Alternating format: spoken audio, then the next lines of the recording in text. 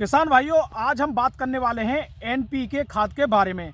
देखिए, हमारी फसल के लिए 17 पोषक तत्वों की जरूरत पड़ती है, लेकिन सबसे ज़्यादा ज़रूरत एनपीके खाद की पड़ती है, जो कि नाइट्रोजन, फास्फोरस और पोटेशियम, ये जो तत्व होते हैं सबसे ज़्यादा जरूरत तो इसी की पड़ती है। और इसके बिना खेती में तो कुछ भी नहीं है। तो किसान भाइयों, सबसे पहले बात करते हैं एन के बारे में, यानी नाइट्रोजन के बारे में। हमारी फसल के लिए, वृद्धि के लिए या ग्रोथ के लिए सबसे ज़्यादा ज़रूरत तो नाइट्रोजन तत्व की पड़ती है। नाइट्रोजन की वजह से आपके पौधे में प्रकाश संश्लेषण की क्रिया होती है, जिसकी वजह से क्लोरोफिल बनता है और आपका पौधा भोजन बनाता है और हरी भरी फसल आपको देखने को मिलती है। अगर आपकी फसल में पीलापन देखने को मिल रहा है तो नाइट्रोजन की वजह से भी काफ़ी ज़्यादा देखने को ये मिलता है। इसी वजह से नाइट्रोजन की ज़रूरत भी काफ़ी ज़्यादा पड़ती है और हमारे किसान भाई इसके बारे में जानते भी हैं। अब बात करते हैं पी के बारे में, यानी फास्फोरस के बारे में। देखिए किसान भाइयों, फास्फोरस जो होता है वो एक ऐसा तत्व है हमारी फसल में जो भी जड़ का काम होता है, यानी जड़ को मजबूत करना, तने को मोटा करना, आपकी फसल में फुटाव करना, किल्ले बनाना, ये सब फास्फोरस का ही काम होता है, जिसको आप डीएपी के रूप में भी यूज करते हो। तो फास्फोरस की सबसे ज़्यादा जरूरत पड़ती है।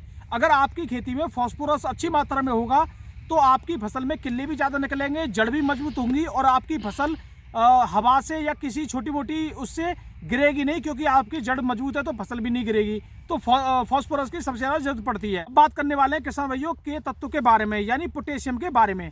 किसान भाइयों, पोटेशियम जो तत्व होता है वो हमारी फसल में इसकी सबसे ज़्यादा जरूरत पड़ती है जब हमारी फसल फूल आने वाली होती है, फली आने वाली होती है या पकने वाली होती है।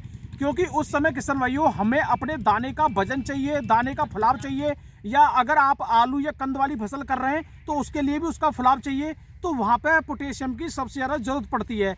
और ये जो पोटेशियम होता है रोग प्रतिरोधक क्षमता भी आपकी फसल में प्रदान करता है, जिसकी वजह से आपकी फसल में रोग भी नहीं लगते हैं। और किसान भाइयों, पोटेशियम एक ऐसा तत्व है जिसकी वजह से आपकी फसल में चमक आती है और दाने का भराव तो पूरा होता है, चमक भी आती है और स्वाद भी बढ़ता है। इसी वजह से इस समय क्या हो रहा है, पोटास काफ़ी महंगी हो गई है, जिसकी वजह से काफ़ी किसान भाई दे नहीं पा रहे हैं और उनकी पैदावार में भी गिरावट देखने को मिल रही है। तो पोटेशियम तत्व काफ़ी ज़्यादा जरूरी है हमारी फसल के लिए। अब किसान भाइयों, बात आती है एनपीके, जो मैंने आपको अभी बताए हैं ये कैसे कैसे काम करते हैं। लेकिन बाजार में एनपीके खाद भी आता है और एनपीके स्प्रे में भी आता है, यानी लिक्विड में भी आता है।